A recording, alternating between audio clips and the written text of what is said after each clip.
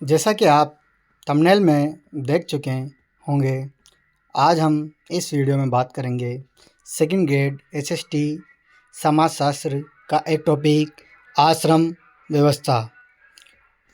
भारतीय शास्त्रकारों ने मनुष्य के जीवन को अनुशासित बनाने के लिए व जीवन के अंतिम लक्ष्य मोक्ष की प्राप्ति के लिए आश्रम व्यवस्था का गठन किया गया। आश्रम शब्द का अर्थ उद्योग, प्रयास या प्रयत्न होता है। जो आश्रम शब्द का अर्थ है उद्योग, प्रयास या प्रयत्न होता है। प्रत्येक व्यक्ति से अपेक्षा की गई है कि वह आश्रम में कुछ न कुछ परिश्रम करता रहे, इसलिए आश्रम को प्राश्रम भी कहा गया। रोमिला थापर जो इतिहासकार है, समाजशास्त्री, उन्होंने आश्रम के लिए रिफ्यूजी शब्द काम में लिया गया है। जो रोमिला थापर के द्वारा आश्रम के लिए रिफ्यूजी शब्द काम में लिया गया, जिसका अर्थ होता है शरणार्थी। बी एन प्रभु ने आश्रमों को मोक्ष की प्राप्ति के लिए विश्राम स्थल बताया है। बी.एन. प्रभु ने आश्रमों को मोक्ष प्राप्ति की यात्रा में विश्राम स्थल बताया है। वेद व्यास के अनुसार चारों आश्रम ब्रह्मलोक की यात्रा में 4 सोपान हैं। वेद व्यास के अनुसार जो चारों आश्रम में ब्रह्मलोक की यात्रा में 4 सोपान हैं। एल बेंसन के अनुसार भारतीय समाज आश्रम व्यवस्था केवल एक आदर्श के रूप में भी प्रत्येक व्यक्ति इसका पालन नहीं करता है।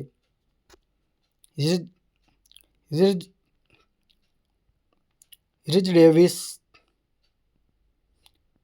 के अनुसार भारत में आश्रम व्यवस्था का उदय बुद्ध युग के पश्चात हुआ है। पहला आश्रम ब्रह्मचर्य आश्रम। 4 प्रकार के आश्रम माने जाते हैं: ब्रह्मचर्य आश्रम, गृहस्थ आश्रम, वानप्रस्थ आश्रम और संन्यास आश्रम। तो पहला है ब्रह्मचर्य आश्रम। ब्रह्मचर्य का अर्थ होता है सत्य के मार्ग पर चलना। ब्राह्मण, क्षत्रिय, वैश्य के लिए इस आश्रम में प्रवेश की आयु अलग अलग शास्त्रकारों ने अलग अलग बताई है। ब्रह्मचर्य का अर्थ है सत्य के मार्ग पर चलना। ब्राह्मण, क्षत्रिय व वैश्य के लिए इस आश्रम में प्रवेश की आयु अलग अलग शास्त्रकारों ने अलग अलग बताई है। इस आश्रम का प्रारंभ उपनयन संस्कार से होता है। जो ब्रह्मचर्य आश्रम है, इसका प्रारंभ उपनयन संस्कार से होता है व समाप्ति समवर्तन संस्कार से होती है। रामायण व महाभारत में कई आश्रमों का उल्लेख मिलता है, जैसे विभिन्न सारण्य, सोनेके ऋषि आश्रम,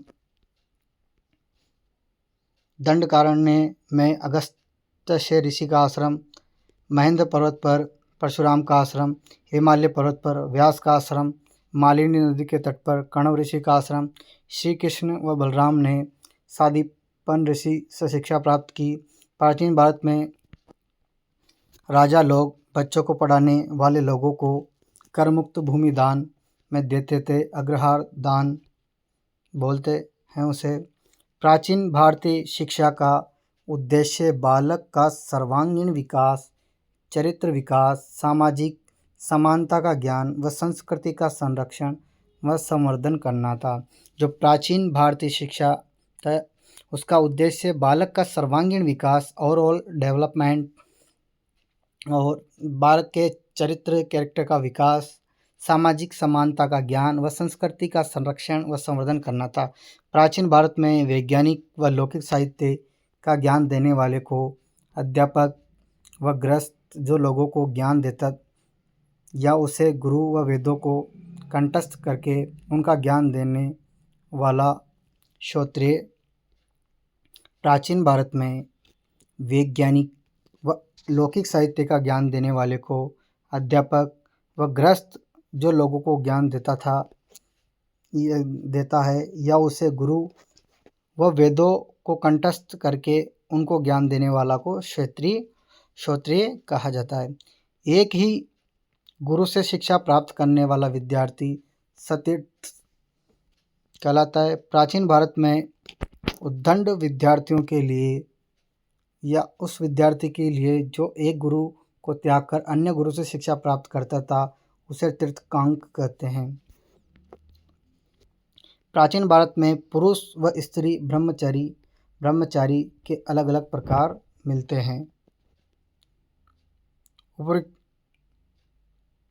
उपकृवाण वह बालक जो ब्रह्मचारी जो शिक्षा समाप्ति के बाद गृहस्थ आश्रम में प्रवेश करता है। नैष्ठिक वह बालक जो विद्यार्थी जो जीवन पर्यंत गुरु आश्रम में रहकर शिक्षा प्राप्त करता है। सगोपह वह बालिका जो विद्यार्थी जो शिक्षा समाप्ति के बाद गृहस्थ आश्रम में प्रवेश करेगी। ब्रह्मवादिनी वह बालिका जो विद्यार्थी जो जीवन पर्यंत गुरु आश्रम में अध्ययन करती थी। कालिदास ने प्राचीन भारत में शिक्षा के 11 विषय बताए हैं। जो कालिदास है उनकी प्रमुख पुस्तक है अभिज्ञान शकुंतलम। कालिदास ने प्राचीन भारत में शिक्षा के 11 विषय बताए हैं। 4 वेद, 6 वेदांग, पुराण, मीमांसा, न्याय और धर्मशास्त्र। सामान्यतः प्राचीन भारत में विद्यार्थियों से अध्ययन का धन नहीं लिया जाता था। जो प्राचीन भारत में जो विद्यार्थियों से अध्ययन कराया जाता था या शिक्षा दी जाती थी उनसे धन नहीं लिया जाता, किंतु संपन्न परिवारों से अपेक्षा की जाती थी कि वे धन देकर शिक्षा ग्रहण करें। तो प्राचीन भारत में जो विद्यार्थियों से अध्ययन करने के लिए धन नहीं लिया जाता, किंतु संपन्न परिवारों से अपेक्षा की जाती थी कि वे धन देकर शिक्षा ग्रहण करें। गरीब विद्यार्थी शिक्षा समाप्ति के बाद गुरु को धन दे सकता था। गृहस्थ आश्रम, दूसरे नंबर का आश्रम गृहस्थ आश्रम। इस आश्रम में व्यक्ति विवाह संस्कार के द्वारा प्रवेश करता था। विवाह का शाब्दिक अर्थ है विशेष भार वहन करना, अर्थात गृहस्थ आश्रम का भार वहन करना। विवाह के लिए उद्धव शब्द भी काम में लिया गया, जिसका अर्थ होता है वधू को वर के घर ले जाना। केम कपाड़िया व पीएन प्रभु ने हिंदू विवाह को एक धार्मिक संस्कार बताया है, जिसका कारण है कि हिंदू विवाह में ब्राह्मण की उपस्थिति, वैदिक मंत्रों का उच्चारण, अग्नि प्रज्वलित करना व अन्य कई धार्मिक संस्कार होते हैं। हिंदू विवाह पाणिग्रहण से प्राप्त होता है, न कि सप्तऋषि दर्शन पर समाप्त होता है। गृहस्थ आश्रम को सभी आश्रमों में सर्वश्रेष्ठ बताया गया है। जो गृहस्थ आश्रम है उसमें सभी आश्रमों को सर्वश्रेष्ठ बताया गया है। मनु लिखता है कि जिस प्रकार सभी नदी नाले अंत में जाकर सागर में समाहित होते हैं, उसी प्रकार सभी आश्रम गृहस्थ आश्रम में समाहित होते हैं। मनु यह भी लिखता है कि जिस प्रकार वायु के सहारे सभी प्राणी जीवित रहते हैं, उसी प्रकार सभी आश्रम गृहस्थ आश्रम के सहारे जीवित रहते हैं। मनुष्य सर्वाधिक संस्कारों का पालन व पंचमहायज्ञ ऋणों का संपादन इसी आश्रम में करते हैं। गृहस्थ आश्रम को 3 पुरुषार्थों की त्रिवेणी भी कहा जाता है। जो गृहस्थ आश्रम है उसे 3 पुरुषार्थों की त्रिवेणी भी कहा जाता है। इस आश्रम में मनुष्य को धर्मयुक्त अर्थ व काम का सेवन करने का निर्देश दिया है। वानप्रस्थ आश्रम, तीसरा आश्रम है वानप्रस्थ आश्रम। मनु लिखता है कि जब चेहरे पर झुर्रियाँ पड़ने लग जाए, बाल सफ़ेद होने लग जाए, वह पुत्र व पौत्रों का मुंह देख ले, ऐसी स्थिति में व्यक्ति को वानप्रस्थ आश्रम में प्रवेश करना चाहिए। इस आश्रम में व्यक्ति से अपेक्षा की जाती है कि वह समाज के सलाहकार की भूमिका को निभाए। इस आश्रम को संन्यास आश्रम की तैयारी का प्रारंभिक काल भी कहा जाता है। इस आश्रम को वैशानक भी कहा जाता है। जो वानप्रस्थ आश्रम है इसे वैशानक भी कहा जाता है। चौथा आश्रम है संन्यास आश्रम। इस आश्रम के ऊपर अवैदिक विचारधारा का प्रभाव भी बताया जाता है। जो संन्यास आश्रम है इस पर अवैदिक विचारधारा का प्रभाव भी बताया जाता है। इस आश्रम में मनुष्य केवल व्यक्तिगत मोक्ष के लिए प्रयास करता है। इस कारण कहा जाता है कि मनुष्य सर्वाधिक स्वार्थी हो जाता है। कुलुक भट्ट व विज्ञानेश्वर जैसे शास्त्रकारों ने कहा है कि मनुष्य सीधे ही गृहस्थ आश्रम के बाद संन्यास आश्रम में प्रवेश कर सकता है। कुलुक भट्ट व विज्ञानेश्वर जैसे शास्त्रकारों ने कहा है कि मनुष्य सीधे ही गृहस्थ आश्रमों के बाद संन्यास आश्रम में प्रवेश कर सकता है। भारतीय समाज में आश्रम व्यवस्था का सर्वप्रथम उल्लेख उपनिषदों में मिलता है, परंतु आश्रम व्यवस्था की प्रतिष्ठा सूत्रकाल में मानी जाती है। वह आश्रम व्यवस्था के नियमों की जानकारी स्मृति ग्रंथों में होती है।